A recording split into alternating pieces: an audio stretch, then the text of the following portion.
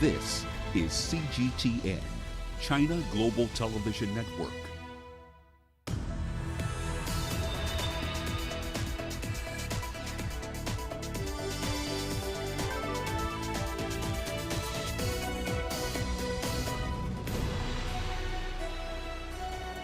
Hello there and welcome to a special edition of Global Business Africa. I'm Uche Okoronkwo in the Kenyan capital, Nairobi, where it's 9 p.m. Now, in tonight's edition, we'll be reviewing key events that have shaped the business scene in Africa and the globe. First of all, let's have a look at the markets today. Now, a 7-day rally in world stocks ran out of steam today as the spread of Omicron worldwide clouded bumper year-to-date gains. But the day saw markets mostly closing in the green as traders say sentiment has been supported by signs that the governments are trying to limit economic damage by relaxing rules on isolation rather than resorting to lockdowns. That is despite coronavirus cases hitting record highs. Now in South Africa, financials helped push the old share up today. The financial index was up over 1%.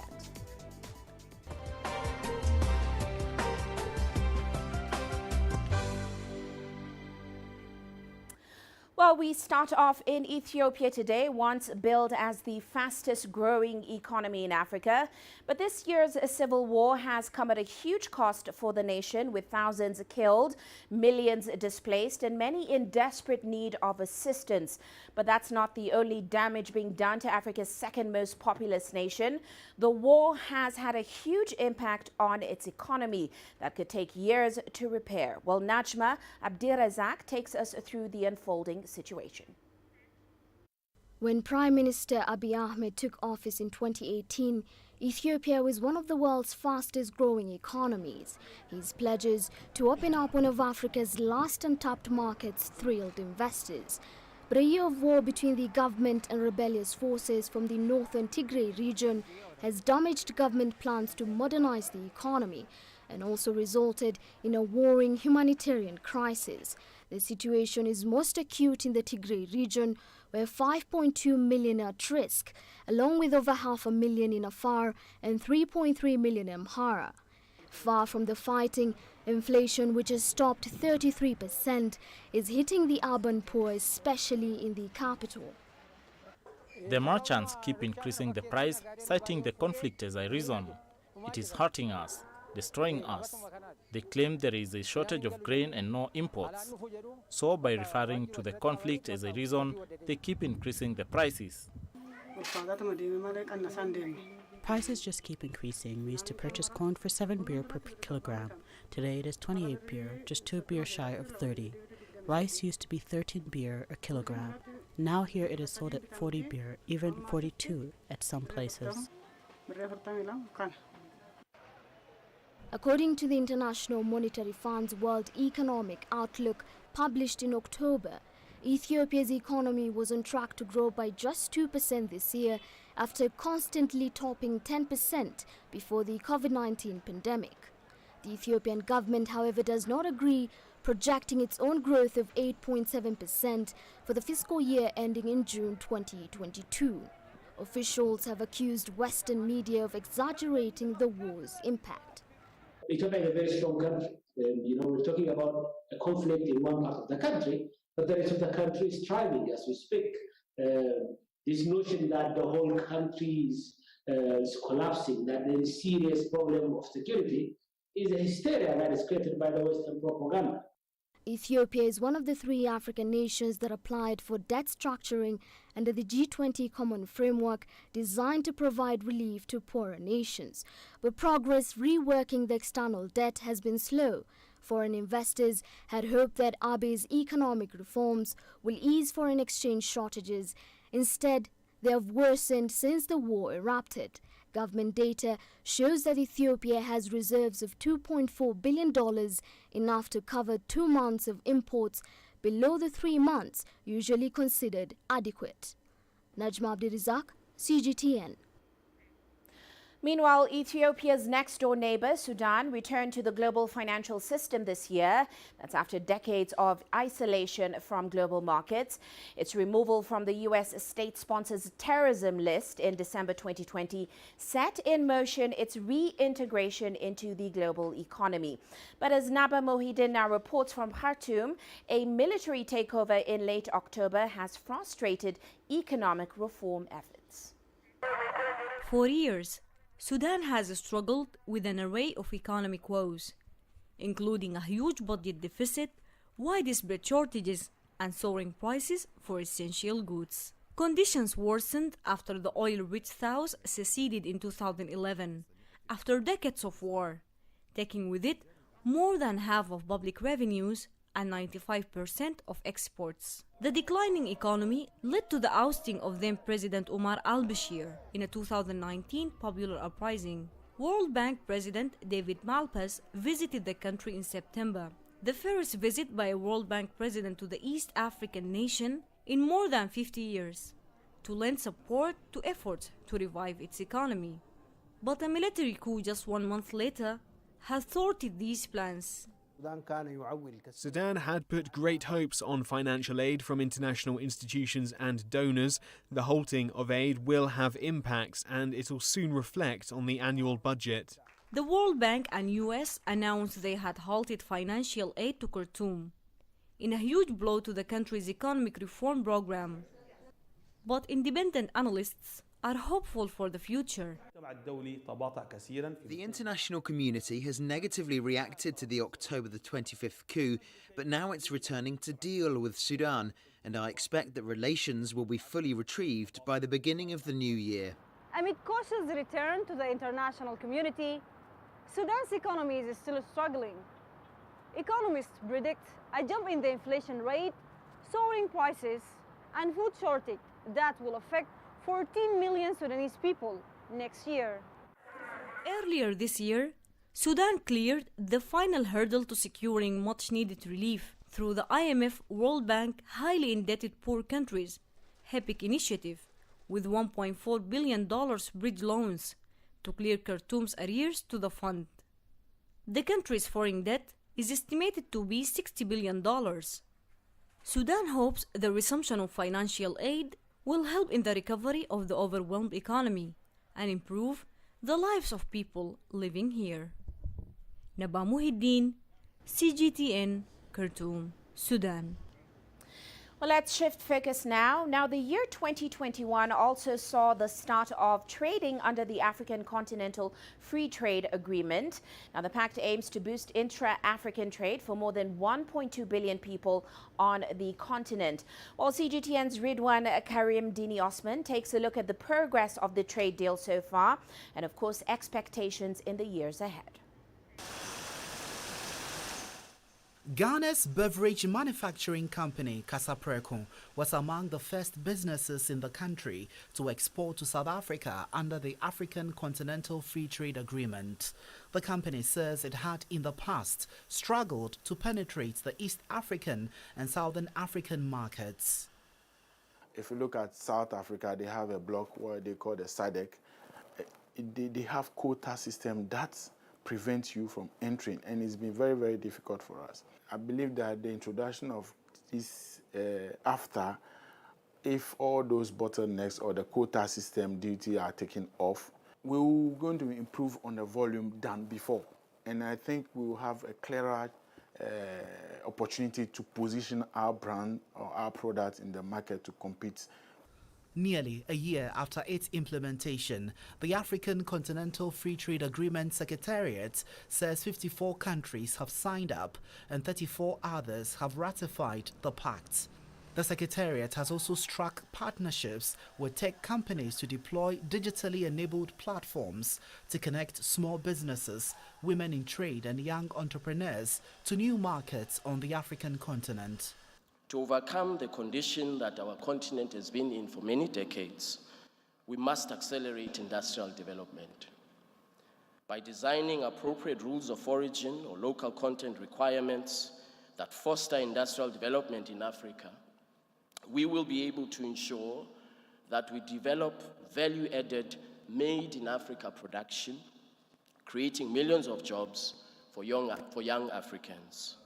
The UN Trade and Development Body, UNCTAD, says less than half of African countries have recorded inclusive growth in the last 20 years, leaving 34% below the poverty line. Economists suggest the engagement seen under the African Continental Free Trade Agreement this year show better prospects of the trade deal in the next year. I think they are on the right track, looking at what I've seen over this 1 year. But there are a lot of policy strategies that has to be implemented, that has to be accepted, a lot of custom harmonizations, currency harmonization. However, economists are worried that in light of new COVID-19 variants like Omicron, Africa must find a safe way to reopen its borders.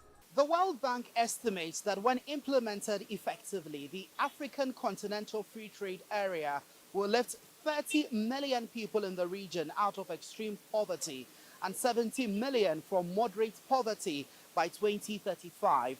It is hoped that as Africa reopens its land borders from next year, the trade deal could see a further boost.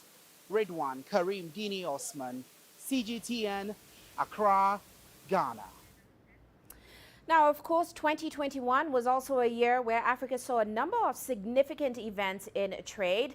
Well, let's now take a closer look at some of the wins and, of course, the disappointments. We're joined by Reginald Kadzutu. He's an economic analyst and CEO at Amana Capital. Great to have you with us on today's show, Reginald. Now, of course, we must start off with the African Continental Free Trade Area Agreement. Some have called it an ambitious trade pact. And of course, it will connect about 1.3 billion people across 54 African nations.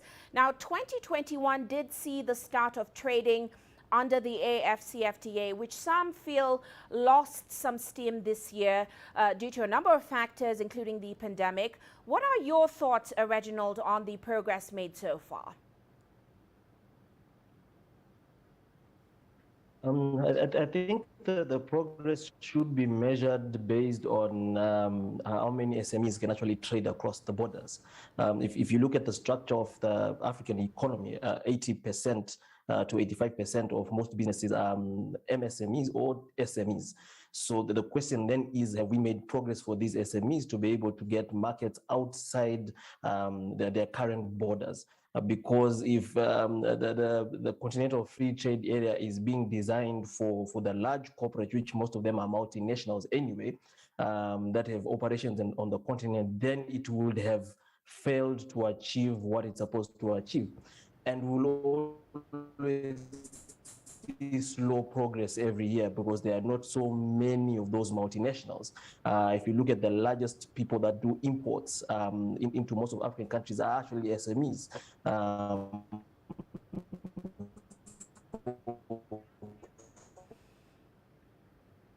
Well, it looks like we lost Reginald there. We'll certainly try and get him back. But in the meantime, let's now turn our attention to the COVID-19 pandemic. Now, we know the pandemic has had a serious impact on the continent for the second year running. Vaccines continue to arrive in Africa, and many nations have ramped up distribution.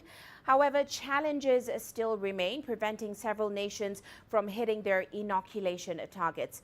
Well, CGTN's Wilkista Nyabwa has the insights on how the continent is faring so far. By 20th December, Africa had registered just over 9 million cases of COVID-19. Out of these, about 8.35 million patients recovered.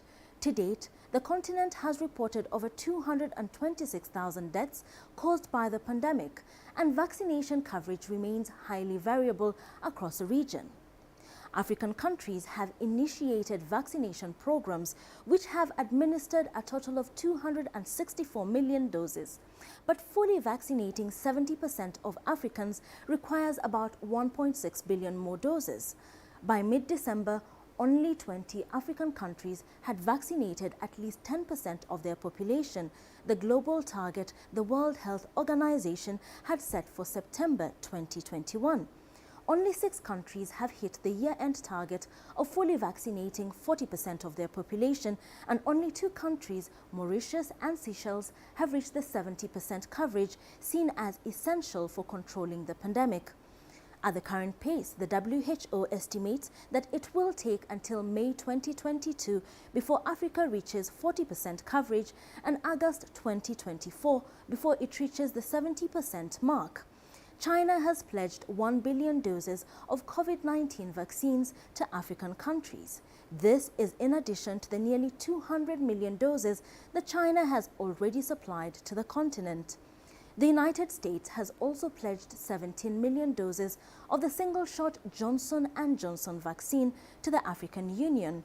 COVAX, the COVID-19 Vaccines Global Access Program led by the WHO and international partners, continues to receive and distribute vaccines to countries which need them. Kenya lifted its curfew in October, enabling many public spaces to operate freely once more. However, Rwanda has imposed a 10 p.m. curfew and suspended the popular mass sports and car-free days as the country grapples with a fresh wave of virus infections.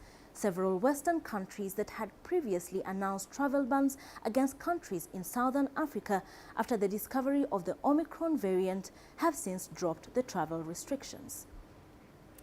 Well, let's now go back to our discussion around the significant events in trade this year. We're joined again by Reginald Kadzutu from Amana Capital. Great to have you back with us, Reginald. But let's now turn our attention to FDI flows into Africa this year. According to the United Nations Conference on Trade and Development, expected FDI flows to the continent were meant to rebound 5% this year. That's after declining by about 16% in 2020. Do you think this is too optimistic, especially given the slow vaccine rollout programs, the tepid economic recovery we've seen this year so far? Yes, I think it will be a bit optimistic because if you notice, most FDI to the African continent has been towards the natural resources. And as long as we don't see FDI moving more to services and technology, you realize most of that area in the natural resources has kind of maxed out. So having a rebound of 22% would be slightly optimistic. So yeah, I think it's an optimistic projection, considering that the natural resources area is all dependent on the external environment, which is beyond Africa's control.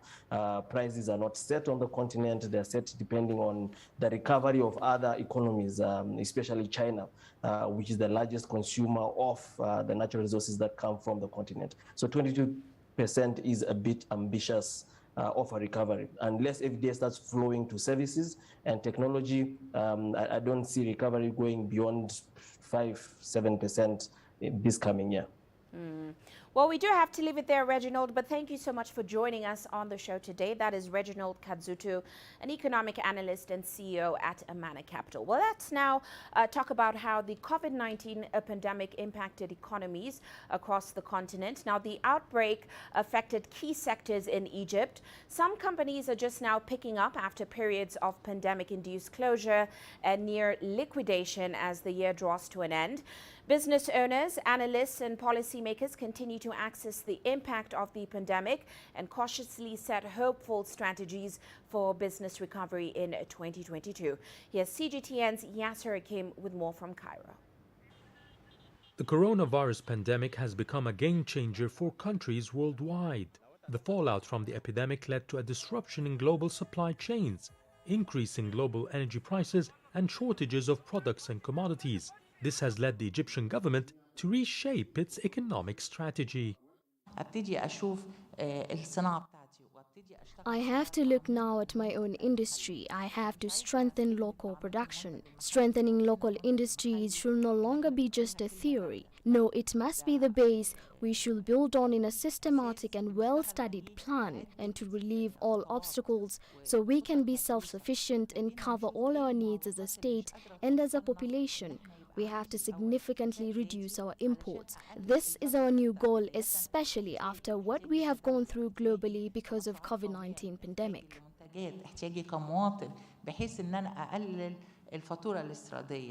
Policies to drive business recovery and improve the climate for industrial growth are aimed at reducing dependence on other nations for basic goods and necessities. That's on the macro level. On the micro level, the last couple of years have been a difficult learning curve for entrepreneurs, such as Ahmed Mustafa, who owns a small steel casting plant. It was a tough time for everyone, which led us to think outside the box. We provided apartments for the workers inside the factory, and we agreed with them to live here for a month and go home for a week. So a week's vacation every month. We applied all anti-COVID measures here, and this was easier to control as workers did not mix with outsiders. Our production increased during the pandemic because we were not affected by any lockdowns or curfews, as the workers were already living and working inside the factory. Mustafa says he also learned to always keep larger stocks of raw materials to avoid supply shortages in the future. The COVID-19 crisis has also shed light on the pivotal role played by the central bank to protect the economy from sudden shocks. It has launched several initiatives, including ones to support the real estate, the small and medium enterprises, the tourism sector, and digital transformation. The effect was evident that these initiatives helped the state achieve positive growth rates, unlike most countries worldwide. GDP growth continued even amidst the peak of the crisis. Exchange rate remained stable, national projects didn't stop and continued as planned. That's because the central bank was not reactive. It had a strong emergency strategy that benefited the state, unlike other countries where banks were a burden. Officials are now building on all these experiences to be the core of the government's economic policies for the medium and long term.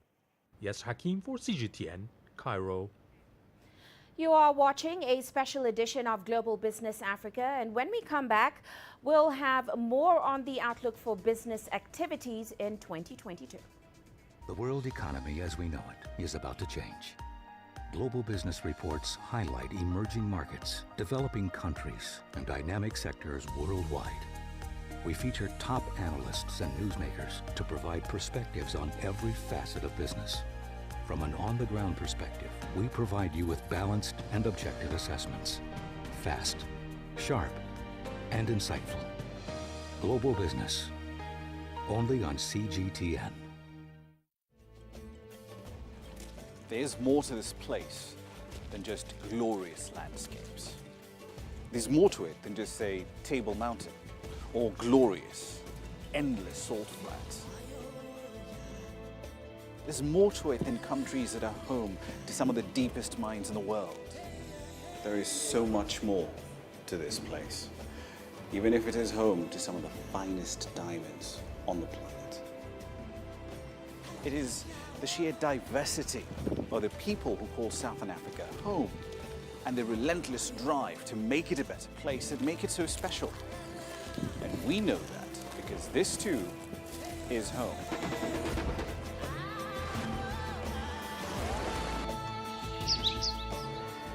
No one knows Southern Africa like we do.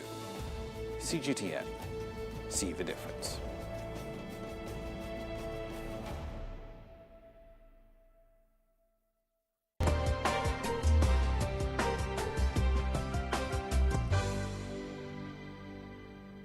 Welcome back. Now, 2021 saw Africa's debt levels surging as more countries look towards borrowing. Zambia's debt now equals its total GDP, while Kenya may be speeding towards its own financial crisis. Well, as economies now look towards post-pandemic economic recovery, CGTN's Najma Abdirazak takes a look at Africa's debt situation. Almost 3 years into a pandemic that has claimed millions of lives and affected billions more, 2021 has not exactly been a smooth year for Africa, particularly when it comes to its rapidly growing debt levels.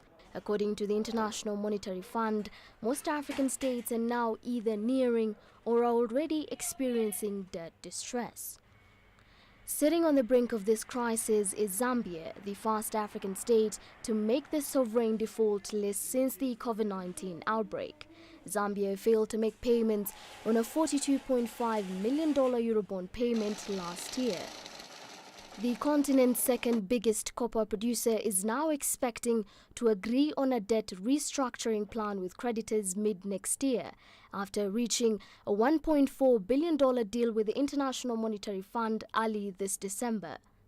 Zambia was already struggling to reduce its nearly $16 billion external debt burden, but it's not the only African country in this trouble.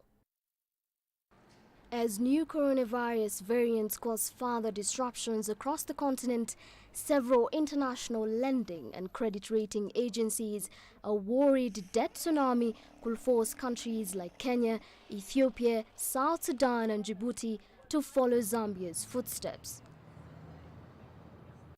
In Kenya's case, the International Monetary Fund has raised the country's debt distress to high for moderate due to the impact of COVID-19 crisis.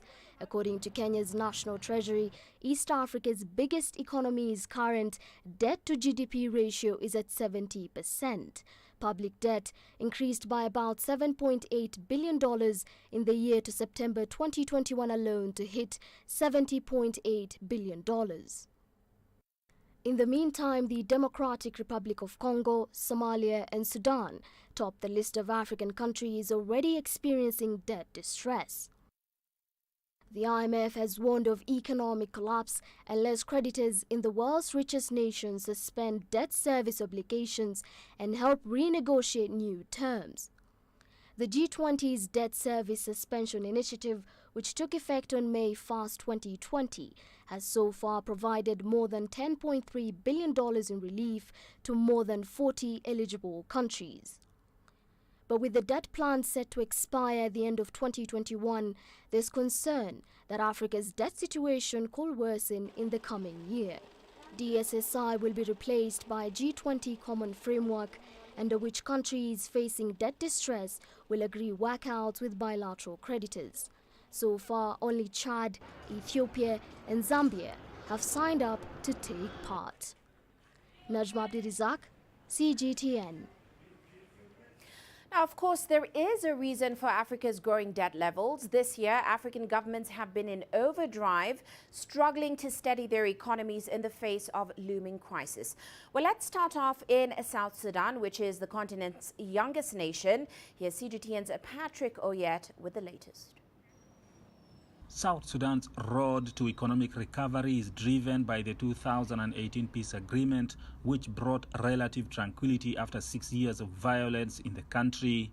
Rising oil prices and a resumption in oil production brought hope to many here. But locust invasion and the COVID-19 pandemic have derailed the recovery. I am a widow. I have no brothers, no father, and I have children. I bring goods to the market and people don't buy much. I think day and night on how to feed the children, how to buy clothes for them, and how to educate them. We are trying our level best, but people don't buy goods because they don't have money. The government needs to find lasting peace for us. The government is still unable to clear salary arrears for civil servants. Civil servants have not received salaries for 4 months now, despite the International Monetary Fund or IMF injecting more than $500 million into South Sudan's economy in 2021. It was very heartening to hear from politicians, from leaders in this country, that the government is committed to promoting transparency, tackle corruption, improve governance, particularly in the oil sector, where a lot of accountability and transparency is needed. Very heartening to hear the government's commitment. Also, to promote transparency on the spending side, to make sure that the government, the resources the government has, can be explained in terms of how it's being used. Salaries are being paid. Prices of basic goods remain high across the country. However, the government insists things are improving. There is relative reduction in prices. Of course, the prices did not come down at the same level of the appreciation of the exchange rate. And there are external reasons. In South Sudan, mostly we are importing the food that we eat here, and the evidence shows that the food prices globally has gone up, and therefore when we bring expensive imports of food from abroad, we are also importing that price. That's one of the main reasons, really, why, of course, the prices have not come down at the same level as the drop of the exchange rate. Floods in 6 out of the country's 10 states washed away crops and livestock. That will force many here to depend on imported food and food aid. The country depends on oil money to get the hard currency it uses to import goods.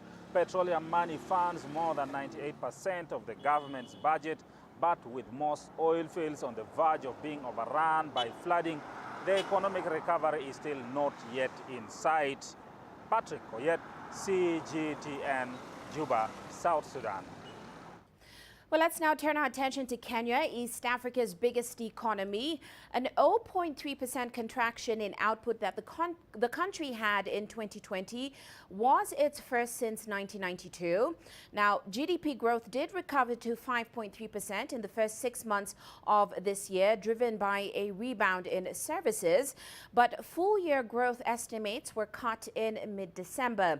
Now, the World Bank expects an expansion of 5% this year and 4.7% in 2022. While CGTN's Ramanjang now examines why unemployment and debt are the key issues likely to hobble East Africa's largest economy in 2022 and beyond. Thank you. So what exactly should we make of the key issues facing East Africa's largest economy, sized essentially with its last revision at about $100 or so billion? Well, let's start with the question of public debt. With over $70 billion in public debt, debt service is certainly a growing challenge, as this graph certainly shows you. So after spending most of the last decade, pretty much under 17%, debt service is now taking up over 40% of available revenues. Put another way, for every $100 that Kenya can raise in taxes, roughly 40 of that is essentially just going to paying both domestic and foreign debt.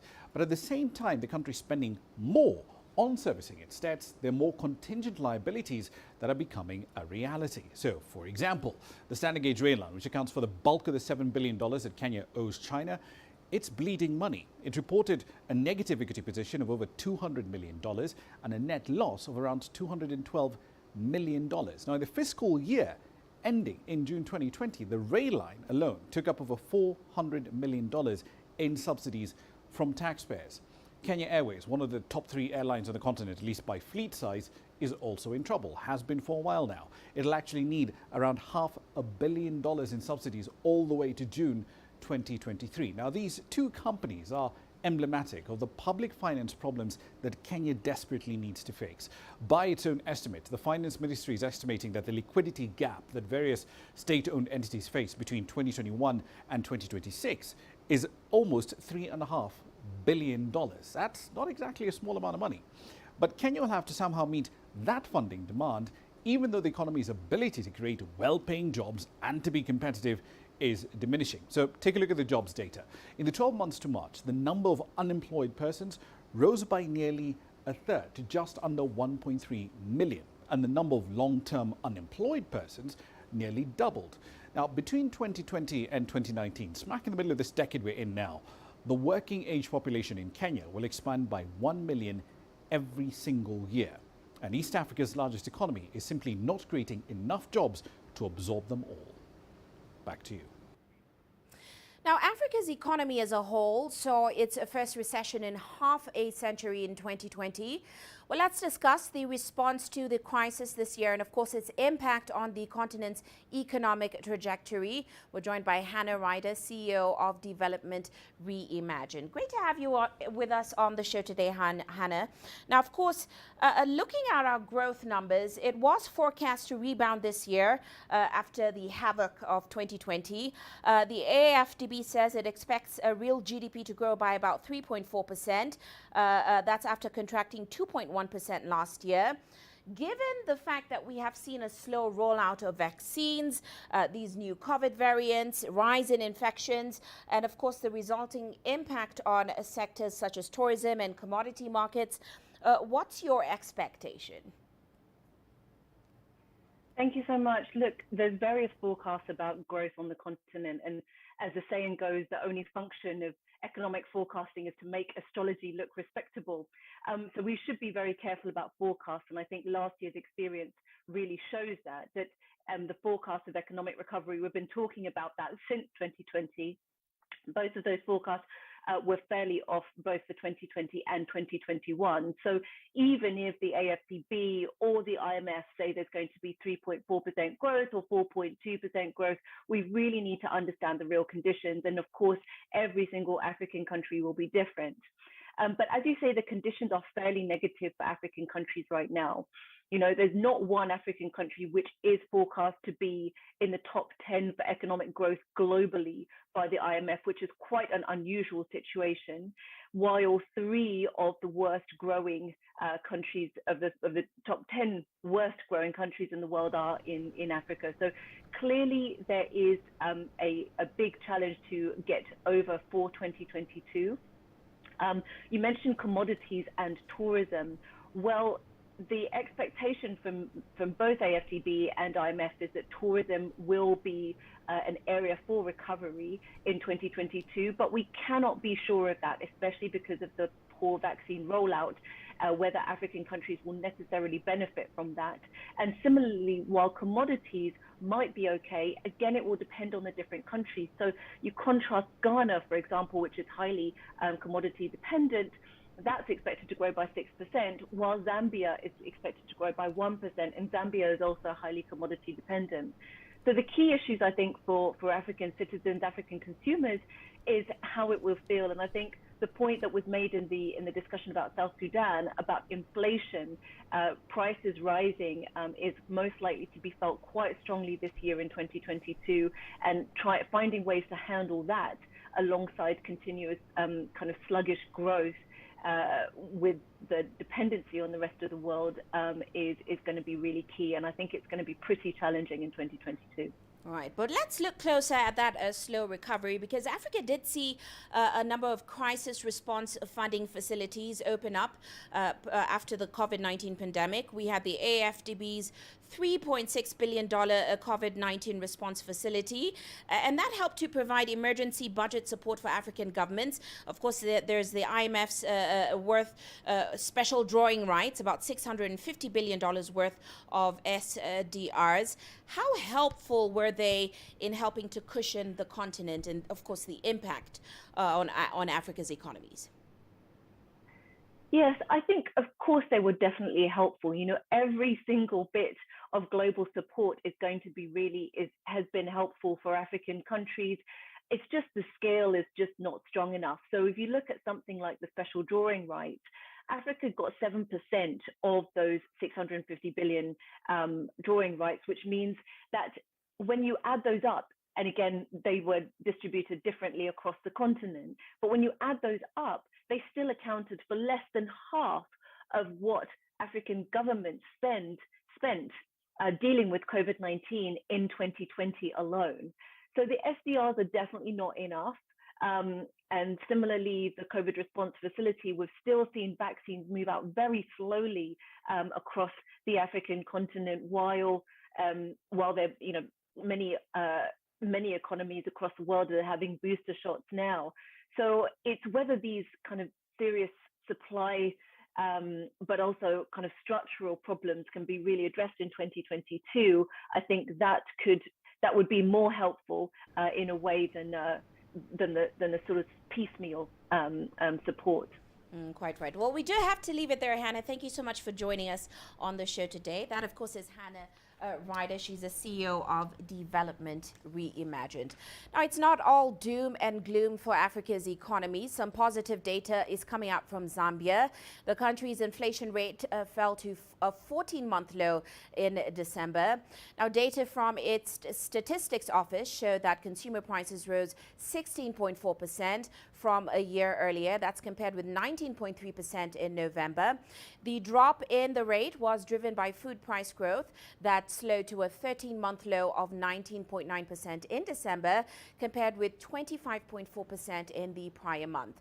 Now, non-food inflation decelerated to 12.1% from 12.2% in November, while costs rose 0.6% in the month. However, analysts are noting that a December 17th increase in fuel costs by about 13%, followed by a 34% hike in transport fares, were not reflected in the latest inflation readings. Meanwhile, in Angola, the country's Kwanza currency has joined just a handful of currencies that made headway against the mighty dollar this year. The currency of Africa's third biggest oil producer strengthened 15% this year. It was boosted by surging crude prices, a credit rating upgrade, and a hawkish central bank. That puts it on track for its best annual performance since 1999, when the current version of the Kwanza was introduced. Now, Angola's finance ministry expects the economy, which depends on oil for 90% of export revenues, to expand about 0.2% this year and 2.4% in 2022, certainly helped by higher crude prices. The nation did earn some praise from the International Monetary Fund, which approved a $772 million disbursement in June for reforms aimed at diversifying its economy. Of course, you're watching that special edition of Global Business Africa. When we come back, we'll be taking a look or getting more insights on climate change and, of course, its impact on Africa going forward.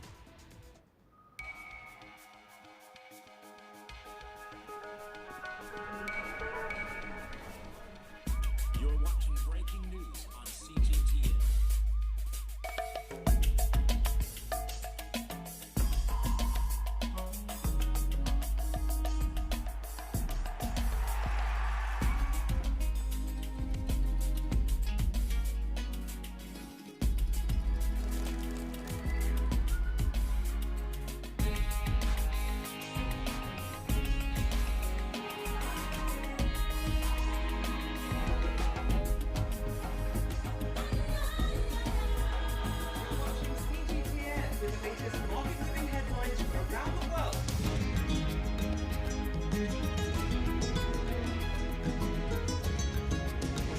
Welcome to the world today on CGTN. Business in Africa is at a crossroads. We celebrate those who are adopting and thriving despite the challenges, from grassroots to big businesses. Global Business takes you along for the ride as we track the making of a giant. Only on CGTN.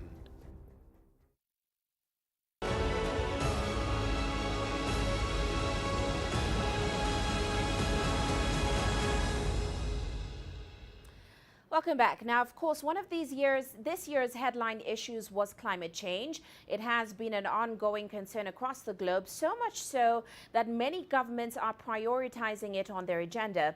It is because of this that representatives of 197 parties to the UN Framework Convention on Climate Change pledged to double down on emissions reduction targets and, of course, double up on climate financing for adaptation to the crisis. This followed 2 weeks of negotiations at the United Nations Climate Change Conference in Glasgow in October and November of 2021. Well, let's now take a look at some of the compromises that were made.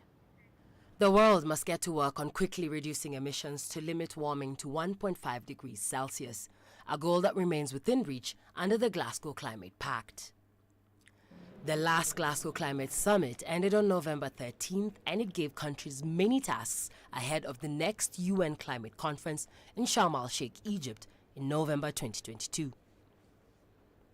The Glasgow Climate Pact, backed by nearly 200 countries, for the first time targeted fossil fuels, the biggest driver of man-made global warming. It asks governments to accelerate emission cuts and promises more money for poor countries struggling to adapt to a warmer world. The 6 years since the Paris Climate Agreement have been the 6 hottest years on record.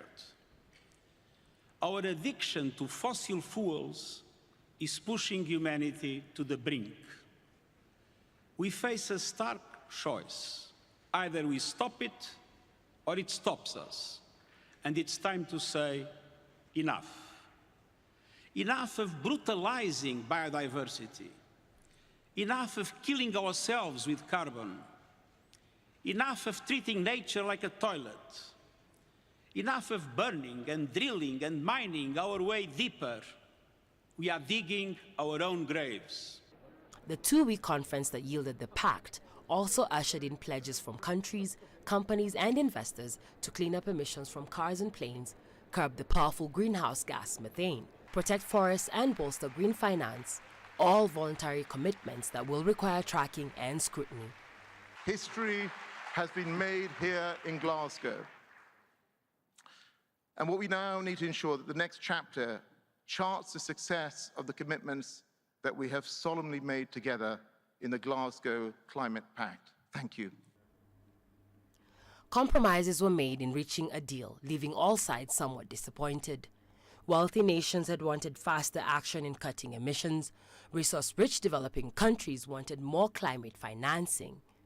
While lower-lying island states went further, asking the rich countries that have released most climate-warming emissions in the industrial era offer financing for losses and damages already happening as a result of climate impacts. As we know, and we have experienced in our process, negotiations are never easy. And while we seek an outcome that is acceptable to all, few return home completely satisfied. But this is the nature of consensus and inclusive multilateralism.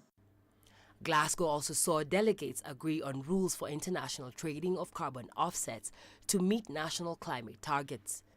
The talks also marked an important step forward in recognizing that vulnerable countries need more financial support both to transition away from fossil fuels and to prepare for climate impacts like stronger storms and heat waves. Over the next few months, the UNFCCC will work with wealthy countries on a plan for delivering on the promise of $100 billion per year in climate finance. Alexandria Majala for CGTN.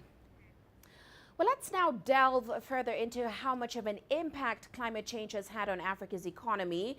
Here's an explainer from our Raman Yang. Thank you very much. Now, of course, in 2021, there's virtually no part of any of our lives or business activity which has not been touched in any way by climate change. We'll be exploring these changes in the course of this series, from nature's displacement of persons, be they hundreds or hundreds of thousands, to farming, to the challenge of deciding who should implement climate adaptations, and more importantly, at what cost. But first, let's take a look at the big picture. The biggest problem now facing the world is climate change. Climate change, an existential threat to not only the environment, but to the economy. We are on the verge of the abyss. Climate change has drastically altered what used to be somewhat steady, predictable weather patterns for hundreds of millions of us. But things are changing. And as you will see shortly, they're not changing for the better. The last 10 years have been described as a decade of exceptional heat. Those are not my words, but that's the description used by the World Meteorological Organization. 2020, you see, was one of the 3 warmest years on record. It was just after 2016 and just barely ahead of 2019. But these are dry numbers. It's one thing to say, here's the data. It's another thing entirely, though, to actually see and be subject to the effects of these changes. For millions around the world, this is not just dry numbers on an Excel spreadsheet or in a United Nations report. Take Sudan, for example. That country received some pretty heavy rainfall in 2020 that raised the Blue Nile to levels not seen in a century at around 17 meters. Water levels, in fact, had risen to a point where the pyramids of Meroe, these are structures that are over 2,000 years old, face the very real threat of being flooded and possibly irreparably damaged. With over 2 million hectares of farms flooded, over 1 million tons of grain destroyed, the extreme weather combined with the worst desert locust invasion in decades has left nearly 10 million people in Sudan deeply food insecure. But there was severe flooding in other parts of the continent too. The Niger River, for example, in West Africa, that also rose to record levels. With that much water sloshing around the continent, that also amplified yet another problem. The worst desert locust invasion that the Horn of Africa has had to deal with in decades, in some countries' cases in almost a century. Ethiopia, Kenya, Somalia, they all still continue to struggle with that problem, even in 2021.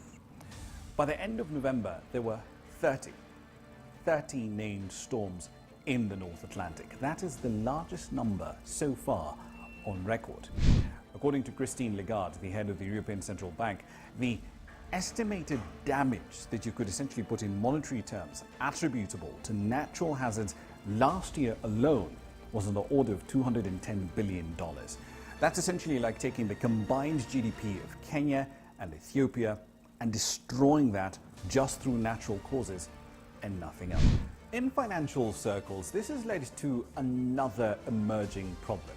In order to limit a rise in global average temperatures to less than 1.5 degrees Celsius, it essentially implies that a lot of oil and gas resources have to remain in the ground.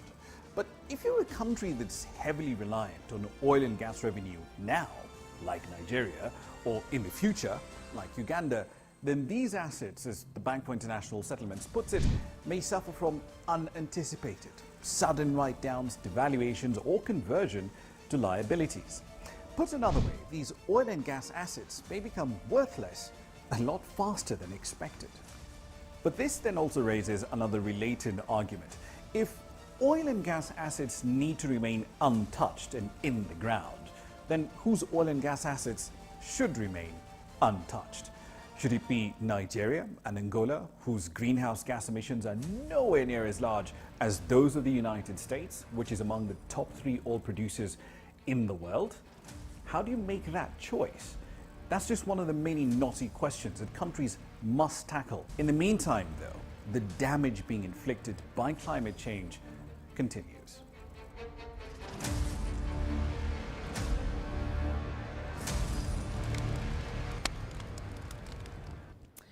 Well, on that note, let's now take a closer look at the implications of that COP26 deal for Africa and, of course, its climate goals going forward. We're joined by Isabel Hilton, founder and senior advisor at China Dialogue. Great to have you with us on the show, Isabel. Now, at the COP26, we saw African negotiators pushing for huge financial support from the developed world, as well as ambitious emissions reduction targets.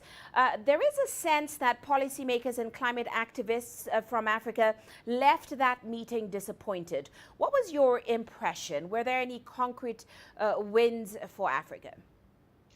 Well, it's a great question. I mean, first of all, with more than 190 countries, it's in the nature of the Conference of the Parties that not everybody gets what they want. I mean, the real ambition is that everybody gets some of what they want and nobody gets nothing.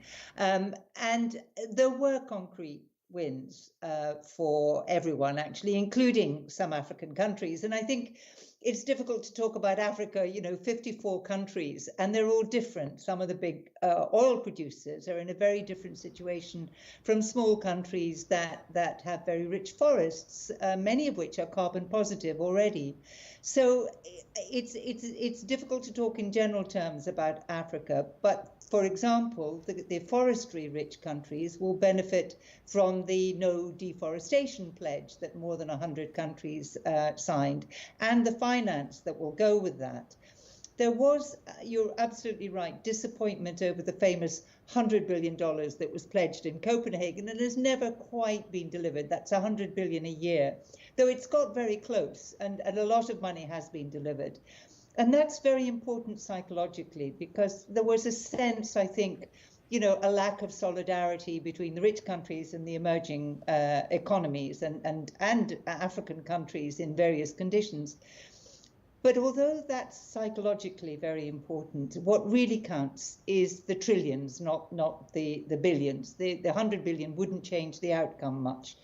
What does change the outcome for Africa is rapid cuts in global emissions. So the big emitters still need to move much faster, and investment in clean development in Africa so that Africa can power its own growth without getting locked into coal. And I think in that regard, I would mention the very important deal to help South Africa come off coal. And that's, South Africa will receive more than $8 billion from a group of countries, including the UK, the US, the EU, in order to exit coal. And it's coal burning that makes South Africa the 11th biggest emitter in the world. So it's really important. And at the same time, South Africa needs energy, obviously, to grow. So helping South Africa get off coal and move into clean energy could be a really important example of how countries in Africa can leapfrog, if you like, or can avoid